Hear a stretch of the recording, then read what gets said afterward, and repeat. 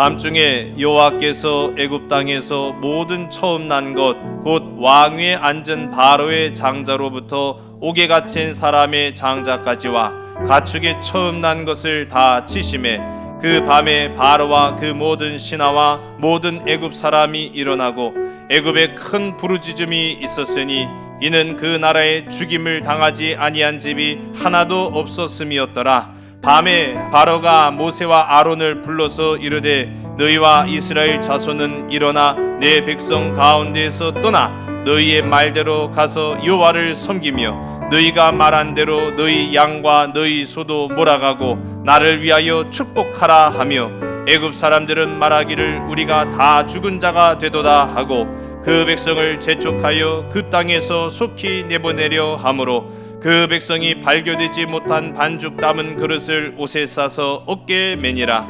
이스라엘 자손이 모세의 말대로 하여 애굽 사람에게 은금 패물과 의복을 구하매 여호와께서 애굽 사람들에게 이스라엘 백성에게 은혜를 입히게 하사 그들이 구하는 대로 주게 하심으로 그들이 애굽 사람의 물품을 취하였더라. 아멘. 오늘은 우리가 광복 78주년을 맞이하는 기념주일이기도 합니다. 우리 가만 생각해 보면은요, 광복은 거저 주어지지 않았다라는 겁니다. 한편으로 보면 우리가 기독교인의 시각으로 볼 수밖에 없죠. 우리가 믿음의 백성들로서의 시각으로 78년 전 이 땅 가운데 이루어졌던 광복을 보면 그야말로 기적 그 자체요, 우리를 사랑하신 하나님의 은혜의 역사였는 줄로 믿으신 여러분 되시기 바랍니다. 그래도 그럴 수밖에 없는 것이 우리 힘으로 된 게 아니었어요. 우리가 하고 싶다고 해서 된 것도 아니었습니다. 하나님이 이루어 주셨는 줄로 믿으시기 바랍니다. 100년 전 상황을 보면 절망적이었다는 것을 우리가 보게 되는 거예요. 절대적으로 내 힘으로 되지 못했다라는 것을 우리가 알 수 있는 까닭이 100년 전 이 땅은 혼돈과 어둠뿐이었습니다.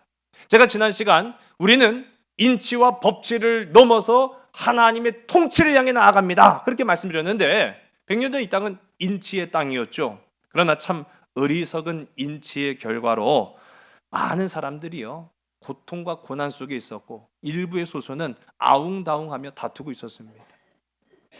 부정볼패를 일삼았고 소수의 몇몇만이 그 권력을 독차지하느라고 백성들의 고단한 삶은 돌아보지 못했습니다.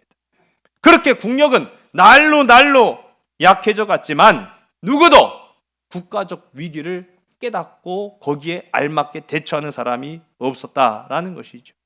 나라가 약해진 그 틈을 타서 참 너무나 어이없지만 너무나 쉽게도 일제의 침략이 그렇게 이루어졌음을 우리는 역사의 그 순간을 통해 보았습니다. 그렇게 우리는요, 주권을 빼앗겼고, 그렇게 우리는 외교권도 박탈당했고, 그렇게 우리는 군대가 해산되었고, 그렇게 우리는 백성들의 수고와 땀으로 거두어들인 모든 곡식들은 다 약탈될 수밖에 없었다. 참으로 암울하지 않겠습니까? 여러분, 그런 상황 속에서 우리가 광복을 이뤄냈다고요? 다시 한번 말씀드리지만은 이거는 하나님이 우리에게 베풀어 주신 은혜요, 기적이었다라는 사실입니다. 또한 우리도 멈추지 않았습니다. 믿는 믿음의 사람들, 저는 광복의 역사와 우리 기독교의 역사의 맥을 같이 한다고 항상 강조드립니다. 많은 사람들이요, 교회에 모여서 광복을 염원하고 기도하고 또 하나님 앞에 간구하였을 뿐만 아니라 그들은 실제적으로 움직였습니다. 우리 지난 시간에도 이런 독특한 움직임이 있었다 말씀드렸죠. 남자와 여자, 종과 양반, 아이와 어른이 다 하나가 되어서 이 땅의 독립을 부르짖으며 거리로 나아가 태극기를 휘날리면서 대한 독립의 만세를 부르짖었다라고 하는 것, 우리도 가만히 있지 않았다라는 것을 이야기하죠. 오늘 이 시간 우리도 한번 가만히 있을 수 없죠. 우리 78주년 우리 광복 기념주일인데 그냥 있어서는 안 될 것 같습니다. 우리 두 손 들고 만세상창인데 우리 대한독립 만세를 우리 한번 3번 부르짖어 보겠습니다. 제가 선창하면은 우리 한번 따라해 보시기 바랍니다. 대한독립 만세! 대한독립 만세! 대한독립 만세! 할렐루야! 100년 전에 이렇게 했으면 다 잡혀갔어요. 큰일 날 일을 지금 한 겁니다. 100년 전이라면 그렇게 하시겠어요? 주여 그러시는데 그랬어요. 진짜 잡혀갈 것을 알면서도, 고문당하고 끌려갈 것을 알면서도 우리네 선조들은요 가만히 있을 수는 없다. 미약한 나일지라도 우리는 한마음 되어서 이 나라 구해보자 라고 하는 심정으로 35년간 어떻게 보면은 끝까지 저항하고 발버둥 치던 우리 민족의 뜨거운 열정을 우리는 기억해야 합니다.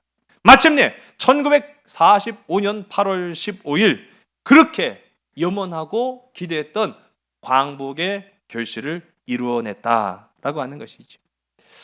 이렇게 나라 안에서 그러한 광복의 염원을 위해서 기도하고 또 분주하게 움직였던 것처럼 우리나라 바깥에서는 또 어떤 일이 일어났을까요? 미국을 중심으로 하는 연합군에서는 이 모든 싸움을 어떻게 보면 한 방에 해결하고자 하는 상상을 초월하는 가공할 무기를 만들 계획을 돌입하기 시작합니다. 이른바 들어보셨던 분들도 계실지 모르겠어요. 맨하탄 프로젝트란.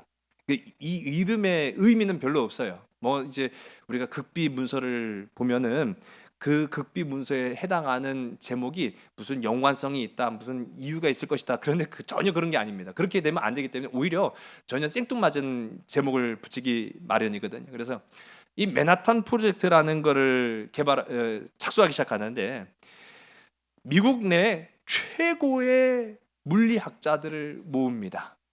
이 최고의 물리학자들이 모여서 뭘 하느냐? 폭탄을 만들기 시작하는 거예요. 우리가 잘 아는 바로 그 원자폭탄이라는 걸 만들었어요. 이 계획은요 극비리에 진행되었고 오직 소수의 군인과 과학자들 그리고 대통령만 알고 있었다라는 거예요.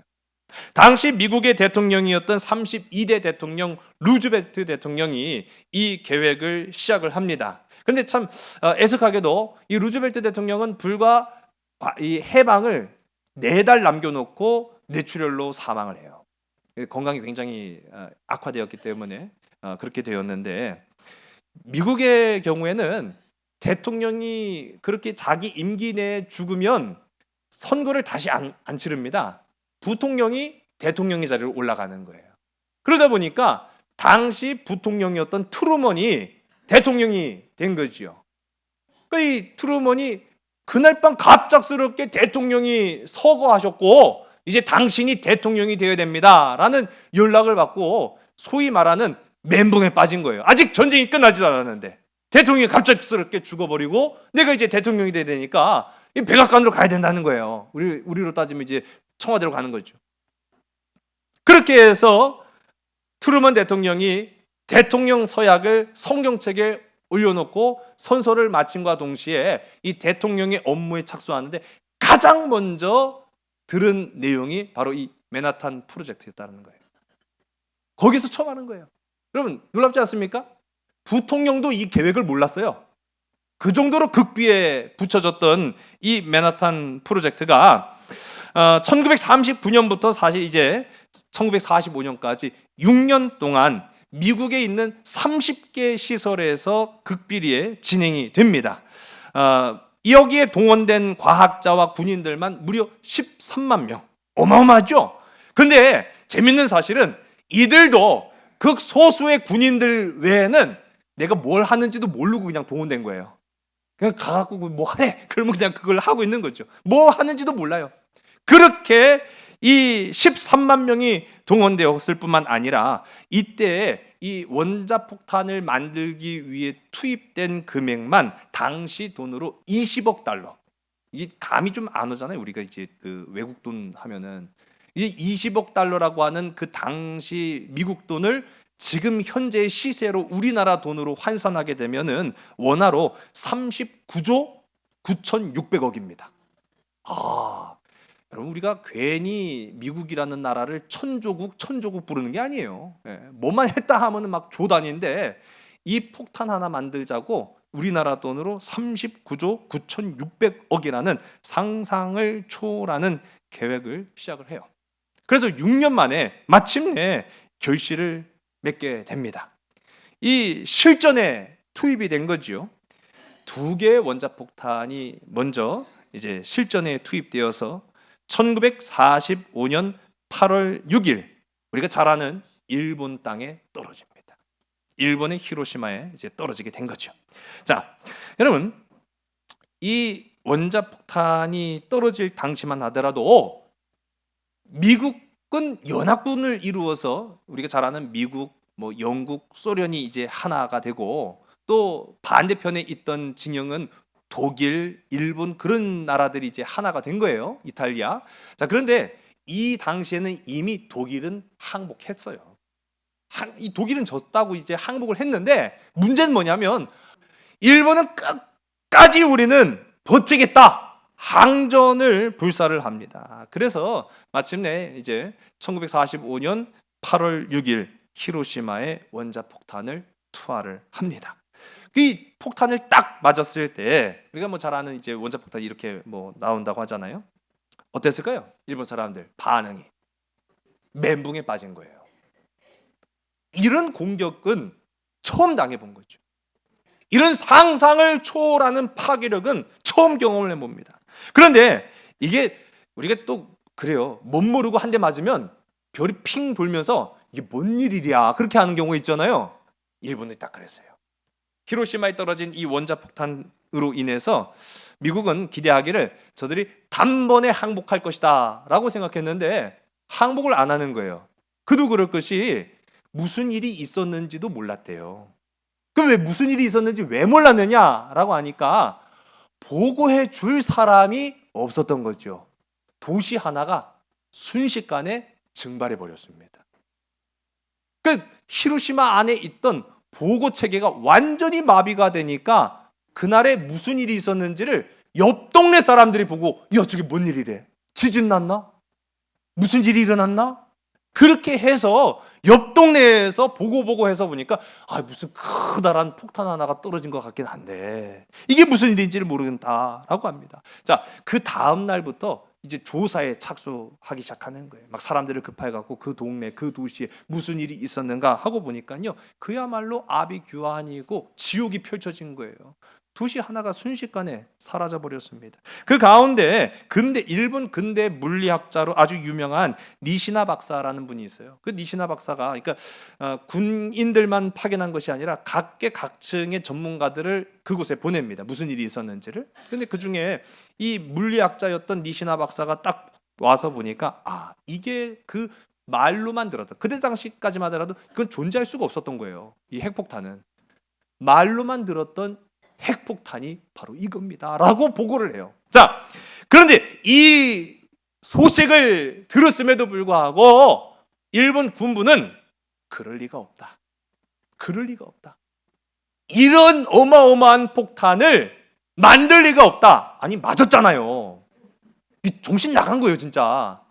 그렇게 한 방 맞았는데도 불구하고 그들은 현실을 부정하면서 그럴 리가 없다 라고 이제 판단한 거예요. 시간이 지나면서 이거 큰일 났다. 이러다가는 또 맞을 수 있다. 그렇게 이제 의견이 나오니까 또 하는 말이 이렇게 어마어마한 폭탄일 것 같으면 2방 이상 만들 리가 없다. 참 이거 너무 어리석지 않습니까? 그렇게 한 대 맞았으면 뭔가 좀 깨달아야 되는데 이거 2개 이상 만들 리가 없다라고 단정 지어버립니다. 그렇게 3일이 흘러요. 여러분, 저도 이 역사를 보니까 그렇더라고요. 이 일본에 2발의 원자폭탄이 한 날 1시에 떨어진 게 아니라 3일을 간격으로 떨어집니다. 그렇게 한 발을 떨어뜨리고 미국은 반응을 본 거예요. 얘들이 어떻게 하는가 하고 보니까 아무런 반응이 없거든요. 이것들 정신 못 차리네. 자, 3일이 지난 8월 9일 일본의 나가사키에 다시 한 발의 원자폭탄이 떨어집니다. 이 폭발로 인해서요, 나가사키에 있는 시민 7만 명이 한순간에 그 동시에 그냥 사라져 버린 거예요. 요 자료 화면을 좀 보시면은 전과 후입니다. 커다란 강줄기를 빼고는 다 사라져 버렸어요. 폭탄이 떨어진 그 중심지를 비롯해서 강줄기를 빼고는 다 사라져 버리고 7만 명이 순식간에 증발해 버립니다. 이제 일본은요, 난리가 난 거예요. 더 이상 우리가 미 연합국을 상대로 해서 흥정도 저항도 해서는 안 된다라고 판단을 내립니다. 그리고 그들이 가장 두려워했던 것은 뭐냐면은, 아니 첫 발밖에 없다라고 생각했더니 두 번째 발이 있어요. 두 번째 발이 있으면 그 다음에 뭐가 또 있을까요? 그렇죠. 사실 미국도 세 번째까지 계획을 했다고 해요. 근데 이제 세 번째까지 계획을 했는데 이 일본 사람들이요, 두 번째까지 딱 얻어맞고 보니까, 이야, 큰일 났구나. 큰일 났구나. 다음번 목적지가 이 일본의 중심인 천황이 살고 있는 교토가 될 수도 있겠다라는 위기감이 몰려오니까 여기에서 이제 그들이 두 손 두 발 듭니다. 그래서 우리가 잘 아는 것처럼 8월 15일 히로히토 천황이 라디오 방송을 통해서 일본 전역에 우리는 무조건적인 항복을 선포한다라고 이야기합니다. 이것이 우리의 광복으로 이어졌다라는 것을 우리가 이 역사를 통해서 보는 거예요. 여러분, 강력한 한방에 무너진 겁니다. 강력한 한방.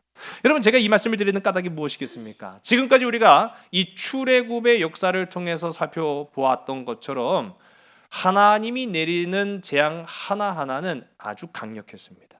그러나 바로는 끝까지 불순종했습니다. 저항했습니다. 하나님의 말씀을 거역했습니다. 자, 이제 우리가 아는 것처럼 마지막 한 방은 원자폭탄하고는 비교할 수 없는 가공할 만한 공격으로 하나님께서 그 땅 애굽에 재앙을 내리셨습니다.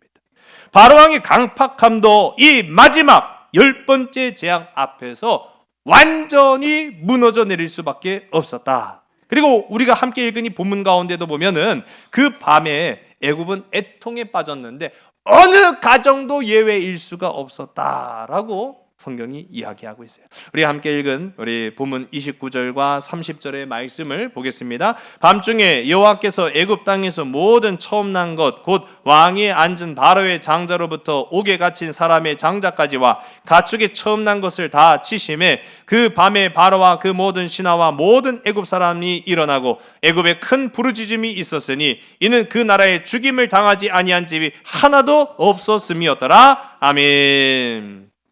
바로왕은요, 이 애굽에서 일어난 엄청난 사건이죠. 초태생, 그러니까 처음 난 모든 것, 동물과 사람을 포함한 모든 것들이 죽는 이 어마어마한 공격 앞에 무릎을 꿇을 수밖에 없었습니다. 바로는 그래서 자청합니다. 그 밤중에, 아직 그 밤이 지나가지도 않았어요. 그러니까 얼마나 다급하고 긴급했는지를 우리가 알 수 있는 까닭이 그 밤중에 모세와 아론을 급히 불러서 이스라엘 자손과 함께 속히 애굽을 떠나라 라고 이야기를 합니다. 우리 31절서부터 우리 33절까지의 말씀을 보겠습니다. 밤에 바로가 모세와 아론을 불러서 이르되 너희와 이스라엘 자손은 일어나 내 백성 가운데서 떠나 너희의 말대로 가서 여호와를 섬기며 너희가 말한 대로 너희 양과 너희 소도 몰아가고 나를 위하여 축복하라 하며 애굽 사람들은 말하기를 우리가 다 죽은 자가 되도다 하고 그 백성을 재촉하여 그 땅에서 속히 내보내려 하므로 아멘.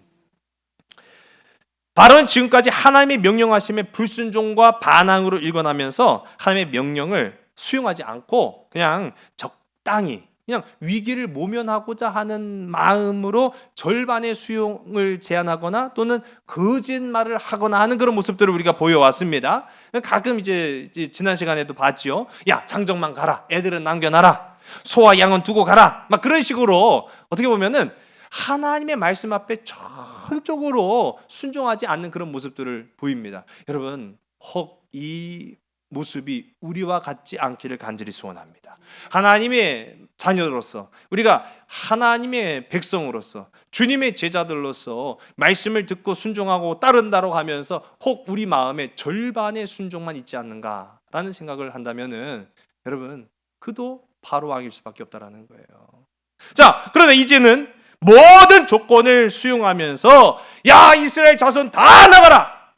이제 명령을 하죠. 뭐 명령일 수 없죠. 뭐 그건 표현상의 말일 뿐 그냥 이제 완전히 무너진 거예요. 자, 그런데 여기서 재밌는 표현이 있습니다. 바로 왕이 이 이스라엘 백성들을 내보내는 가운데 우리 말씀을 보면 이스라엘 자손이다라고 표현을 해요. 지금까지요, 여러분, 이 바로 왕이 단 한 번도 이스라엘 자손이라는 표현을 사용하지 않았어요. 여러분, 왜 그렇겠습니까? 이스라엘은 누구 거예요? 그렇죠, 내 거였어요. 이스라엘은 내 소유입니다.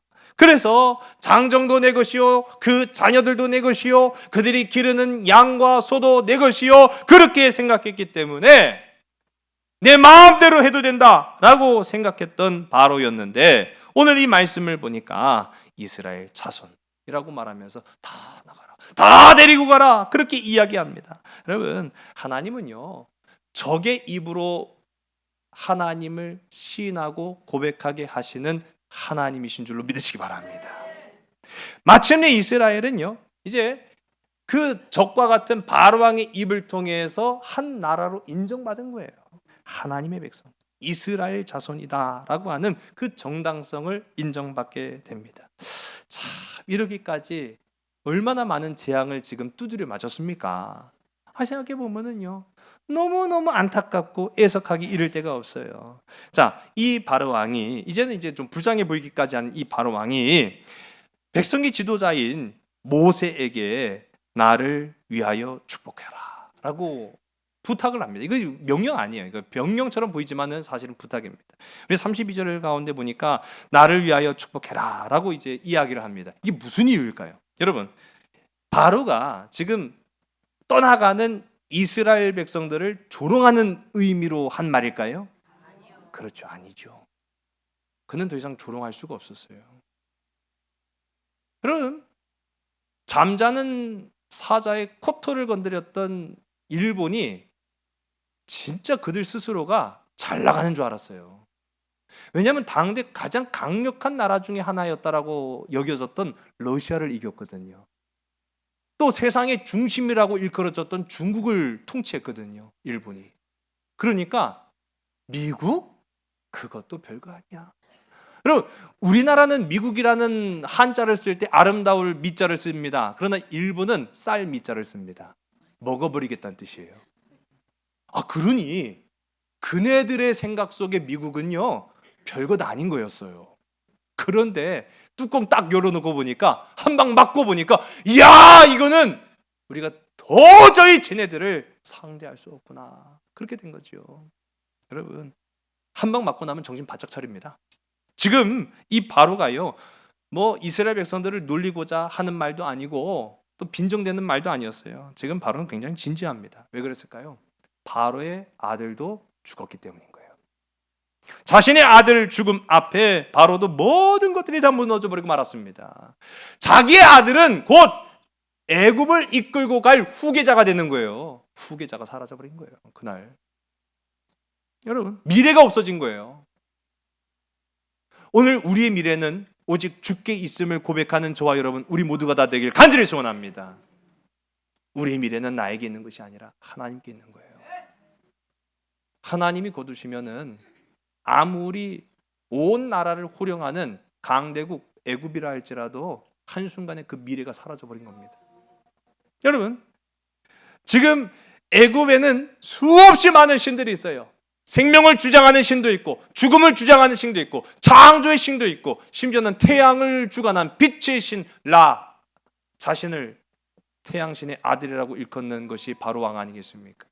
그런데 지금 이 애굽에는 생명을 주관하는 신이 오시리스라고 하는 신이 있어요. 그러면 자기 죽은 아들을 위해서라면 누구에게 기도해야 되겠습니까? 그렇죠. 당연히 자신들의 섬기는 신 오시리스한테 살려달라고 애걸복걸 하든지 그렇게 해야 될 거 아니에요. 그런데 이 바로는 지금 누구에게 간청하고 있습니까? 하나님한테 할 낯짝이 없죠. 그렇죠. 모세한테 대신 부탁하고 있는 거예요. 내 아들 다시 살아날 신락 같은 희망이라도 있을까 하는 그 심정으로 자기는 차마 나서지 못하고 너의 하나님에게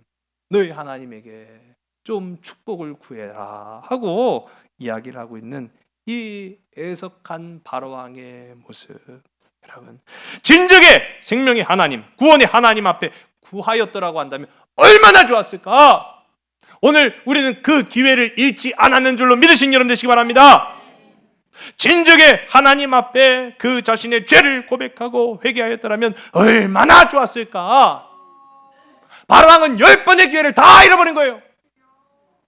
여러분, 오늘 이 시간 그 기회 앞에 서 있을 때 내 죄를 다 쏟아놓고 생명의 십자가 구원의 능력이 되시는 하나님을 의지하는 저와 여러분 되길 간절히 소원합니다. 애굽의 모든 신들은요, 생명신부터 태양신에 이르기까지 다 하나님 앞에 굴복할 수밖에 없었다. 그것이 10가지 재앙이 주는 교훈이에요. 애굽 사람들의 부르짖음 앞에 그들의 신이 할 수 있는 것은 단 하나도 없었습니다. 여러분, 고백합시다. 오직 하나님만이 살아계신 만왕의 왕이신 줄로 믿으시기 바랍니다. 그 밤중에 이제 출애굽은 시작이 된 거예요. 그 밤중에 시작되었습니다. 이스라엘은 절망의 한밤중에 소망의 빛으로 나아갑니다. 하나님의 경고는 경고로 끝나지 않았다라는 것을 이제 우리가 10번째 재앙을 통해서 보는 거죠. 하나님은 하나님의 뜻하신 대로 창조 세계의 그 일들을 실제로 이루어내시는 하나님이시다라는 겁니다. 애굽에 향하신 경고는요, 그 밤에 시작되었습니다. 밤중에라고 하는 이 히브리어는요, 바라엘라라고 이야기하는데 그 한 밤중에 하나님이 애굽 온 땅을 두루다니며 짐승이나 사람이나 할 것 없이 처음 난 모든 것들을 치십니다. 자, 지금까지 하나님은 어떤 방식으로 심판하셨죠? 질병으로, 또 생태계의 혼돈으로 하나님이 재앙을 내리셨는데 이 마지막은요, 하나님이 직접 친히 파괴자가 되셔서 애굽 땅을 칩니다. 여러분, 그게 굉장히 무서운 거예요. 그 밤에 통곡하는 소리가 온 땅에 울리기 시작합니다. 여러분, 그 출애굽의 방이, 그래서 제가 지난 시간에 6월절에 관한 말씀을 나눌 때 이게 굉장히 무서운 거예요. 막 여기저기에서 곡소리가 들리고 막 스산한 분위기와 또 어떻게 이루어질지 모르는 상황 가운데 사람들은요, 거리에 나가지 못합니다. 집 안에 있으면서 하나님이 명령하신 대로 출애굽을 준비하고 있었다라는 것이죠. 그러나 분명 한 가지, 애굽에는 통곡의 밤이었지만 이스라엘에게는 새 생명이 시작되는 구원의 밤이었는 줄로 믿으시기 바랍니다. 여러분, 출애굽은 이스라엘의 모든 생태계를 바꿨어요. 그들의 생리를 바꿨어요. 우리 지난 시간에 함께 나눈 것처럼 6월절로부터 시작해서 그들의 원력을 바꾸셨어요.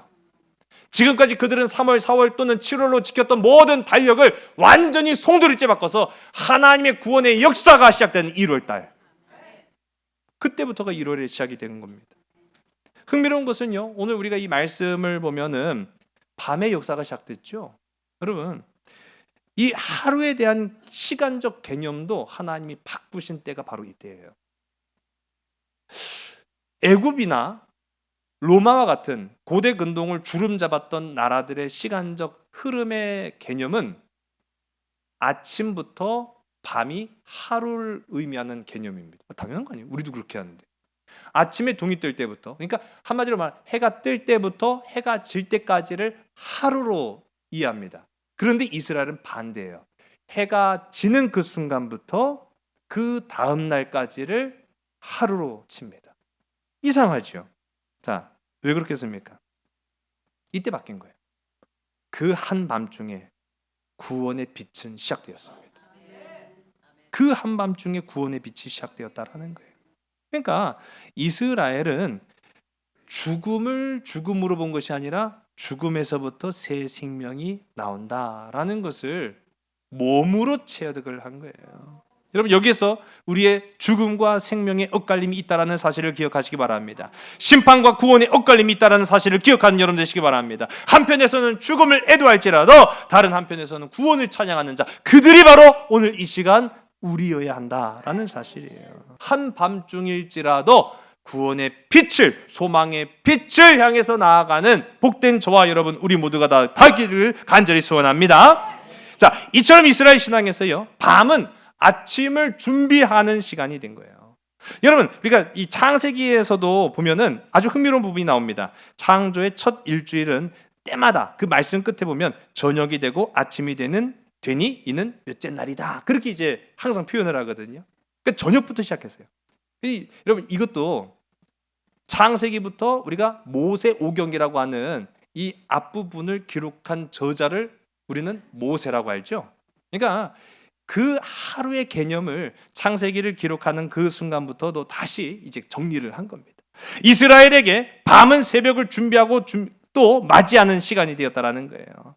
여러분, 오늘 우리도 그래서 이 밤을 준비하는, 이 인생의 밤을 경건함으로, 말씀으로, 거룩함으로 준비할 수 있는 복된 저와 여러분 되기를 주의 간절히 소원합니다. 밤을 밤으로만 생각하는 것이 아니라 밤을 새로운 하루를 시작할 수 있는 그 시간으로 준비하는 자. 우리는 세상을 보면은 요즘 굉장히 각박해져 있고 또 삭막해져 있고 황량하죠. 사람 사는 세상에 어떻게 보면은 살맛이 나야 되는데 진짜 흉흉하다 못해 무서울 지경에 이르렀으니 참 이게 어떻게 살 수 있을까라는 그런 생각도 들지 않습니까? 어떻게 보면 소위 우리가 캄캄한 세상을 살아가고 있습니다. 그런 캄캄한 세상을 그저 캄캄한 세상으로만 바라볼 것이 아니라 그 캄캄한 밤에 말씀으로 경건하게 준비하는 자를 통해서 하나님 구원의 역사를 이루신다라는 거예요. 소위 우리 인생의 막장에서 어떤 이들은 이렇게 이야기하죠. 끝까지 갔는데 될 대로 되라. 어차피 막장인데 뭘 하면서 아무렇지도 않게 죄를 범하는 경우들을 우리가 봅니다. 그러나 결국 그렇지 않다는 거예요. 우리가 성경의 경우만 보더라도 알 수 있는 거죠. 우리 이전에 살펴봤던 창세기 가운데 아브라함과 이삭과 야곱이 인생의 위기 앞에 놓여 있을 때 끝났네. 아브라함이 그랬죠. 끝났네 내 인생. 어떻게 할 방법이 없으니까 이렇게 될 때 내 마음대로 하자. 믿음의 조상들이 그렇게 했습니까? 아니죠. 그렇지 않았습니다. 또 우리가 살펴본 것처럼 요셉이 애굽의 노예로 팔려갔을 때에도 또 억울한 누명을 쓰고 감옥에 갇혀 있을 때에도 내 인생이 그럼 그렇지 캄캄해 미래가 보이지 않아, 앞이 보이지 않아, 그렇게 해서 하나님을 원망하고 그 형제들을 원망했습니까? 아니죠. 그렇지 않았습니다. 그는 그 밤중에 하나님을 신뢰하였는 줄 믿으시기 바랍니다. 그는 그 인생의 밤중에 내일의 미래를 말씀을 붙잡고 의지함으로 경건한 삶을 살아갔는 줄로 믿으시기 바랍니다. 그래서 성경은 그때를 그 밤중에 말씀을 붙잡은 자들에게 형통의 역사를 이루어 주신다라고 약속을 하고 있다는 거예요. 여러분, 이게 참 중요하다는 사실이죠. 우리는 흔히 밤문화 하면은 이상야리꾸리한 걸 생각하기 쉽잖아요. 여러분, 우리에게 밤문화는 경건의 시간입니다. 우리에게 밤문화라는 것은요, 내일의 소망을 준비하는 말씀의 시간이 되어야 된다라는 사실이에요. 그런 저와 여러분 되길 간절히 소원합니다. 우리 34절의 말씀을 우리 함께 읽습니다. 시작. 그 백성이 발교되지 못한 반죽 담은 그릇을 옷에 싸서 어깨에 매니라. 아멘. 어떻게 보면 별것 아닌 것 같은 말씀인데요, 이게 포함이 됐어요. 근데 왜 이걸 포함시켰느냐라고 하면 그날의 긴박함을 아주 다시 한번 확인할 수 있는 대목이 됩니다.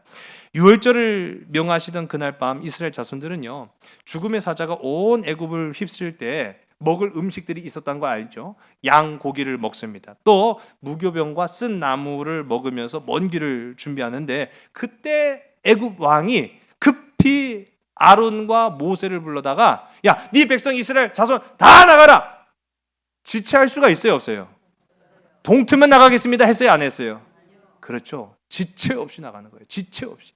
얼마나 다급했으면 그 명령이 이루어졌을 때 채 무교병을 불에 굽지 못한 사람들도 있었다라는 걸 우리가 말씀을 통해 보는 거예요. 그러니까 어떻게 합니까? 그냥 그걸 그대로 그냥 옷에 싸서 구원의 길을 떠나게 된 거죠.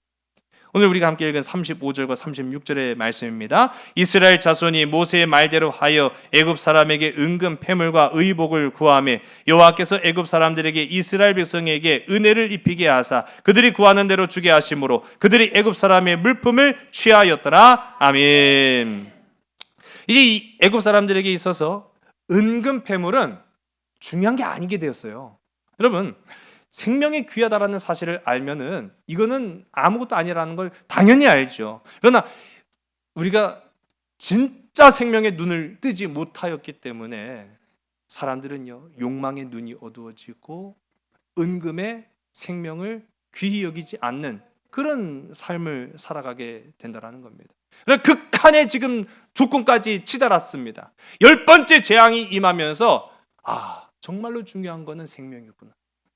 정말로 우리에게 중요한 거는 생명이고 미래구나라는 사실을 깨닫고 나니까 애굽 백성들한테도 이 은금폐물이 그냥 귀한 게 아니게 된 거예요. 뭐 귀하지 않다는 것이 아니라 더 가치 있는 것이 무엇인가라는 것을 깨닫기 시작했다라는 거죠. 애굽 사람들은 이스라엘 자손들의 손에 자신들의 은금 폐물과 옷을 있는 대로 내어줍니다. 여러분, 이거는 이미 우리가 이전에 말씀을 읽어본 것처럼 하나님께서 다 그렇게 말씀하셨다라는 거예요. 하나님의 말씀대로 이루어졌다라는 것을 우리가 보는 것이죠. 여러분, 하나님만을 의지했던 이스라엘 백성들은요, 마치 전쟁터에서 승리했던 이 승리자가 전리품을 가득 안고 당당하게 나가는 것처럼 승리의 행진을 이어갔다라는 사실입니다. 여러분, 우리가 다시 한번 오늘 78주년을 맞이하는 광복 기념주일입니다. 참으로 안타까운 것이 그 당시만 하더라도 우리나라는 승전국으로 인정을 받지 못했어요. 이게 외부의 시선이었습니다. 다른 열강들의 시선으로는 니들이 뭘 했는데 그렇게 된 거예요. 우리 했죠. 왜 안 했어요? 그런데 주변 사람들의 시선으로는 니들이 한 게 별로 없이 느껴지는 거예요. 여러분, 지금 보세요. 이스라엘 백성들이 뭘 했습니까? 한 게 없죠? 아니에요. 한 게 있어요. 그들이 해야 할 도리는 순종뿐이었어요. 순종. 여러분, 그래서 순종의 역사는 귀합니다. 다른 사람들이 볼 때는 순종은 아무것도 아닌 것 같이 여겨지지만 순종하는 자에게만 열리는 구원의 길, 생명의 길, 승리의 길을 하나님은 보장하여 주신다라는 사실이에요. 그들 한 게 하나 없지만은 순종만 했을 뿐인데 하나님은 그들의 손에 은금 폐물을 가득 안게 하시고 당당한 승리자의 발걸음으로 나아가게 하셨다라는 것을 우리가 보게 되는 겁니다. 이제 이 제목을 언제 쓰여지는지는 이제 나중에 우리 좀 살펴보겠습니다만은 상당 부분이 성막을 사용하는데 이제 쓰여집니다. 이게 무슨 의미일까요, 여러분? 하나님이 우리에게 주시는 물질의 풍성함도 주시는 데는 그만한 이유가 있다라는 거예요. 여러분, 하나님의 영광을 위해 살아가는 복된 저와 여러분 우리 모두가 되기를 주님 간절히 소원합니다.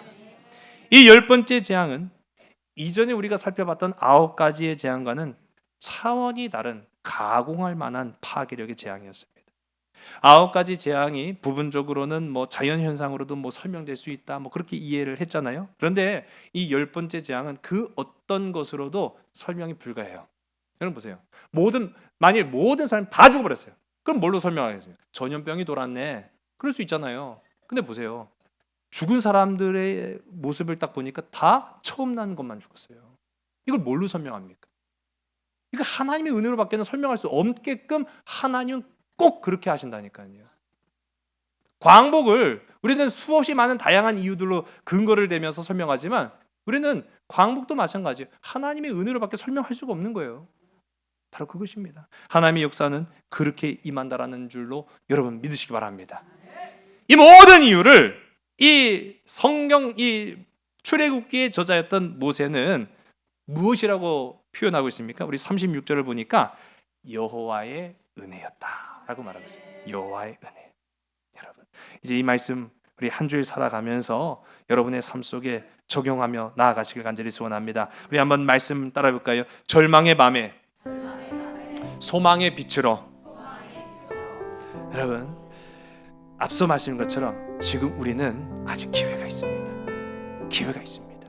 지금은 절망의 밤이라 할지라도 아직 우리에게는 하나님이 주신 기회가 주어져 있다라고 하는 것입니다. 그 기회를 놓치지 마시기 바랍니다. 지금까지 출애굽의 여정을 통해서 알 수 있는 것 중에 하나가 뭐냐면 이 바로왕의 마음이 강팍해졌다. 대략 한 20번 기록이 됐거든요. 근데 그 중에 10번은 거의 앞에 부분에 있어요. 근데 나머지 10번 바로의 마음이 강팍해졌다. 이게 마음이 빗장을 열지 않았다는 거예요. 근데 그 나머지 10번은 거의 뒷부분에 포진되어 있습니다.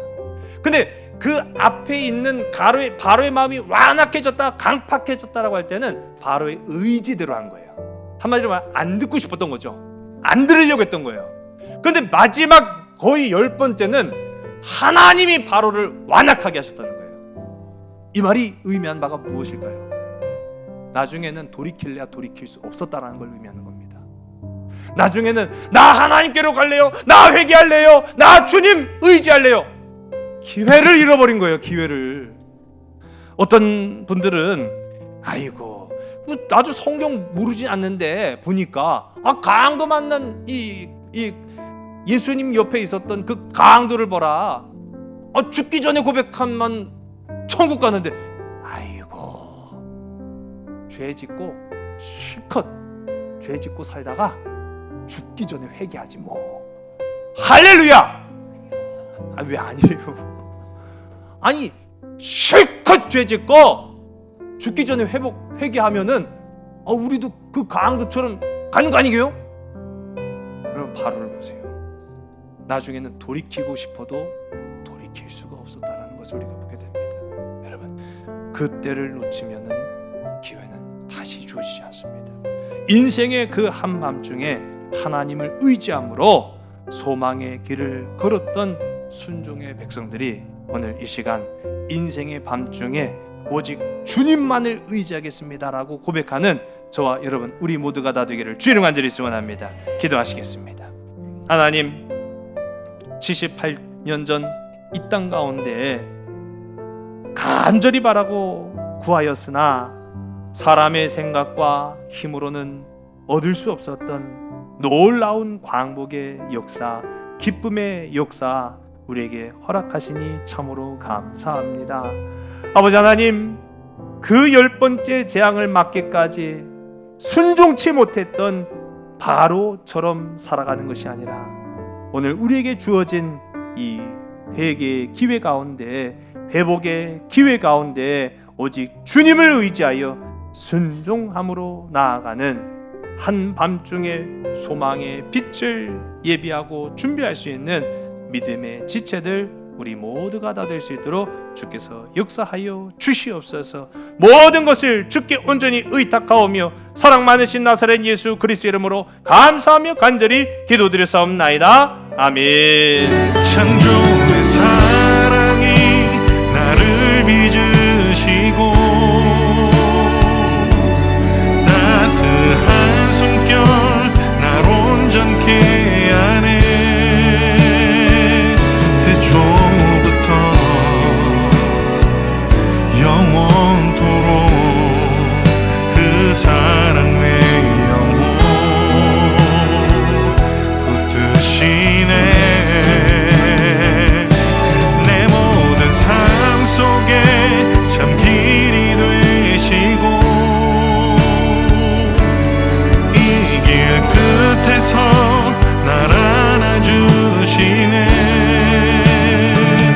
내 평생에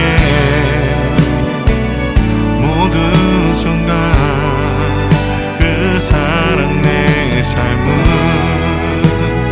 인도하시네. 내 삶의 주인이라 깊어진 하루의 끝에서 나 고백하리라. 내 삶의 주인이라 깊어진 하루의 끝에서 나 고백하리라.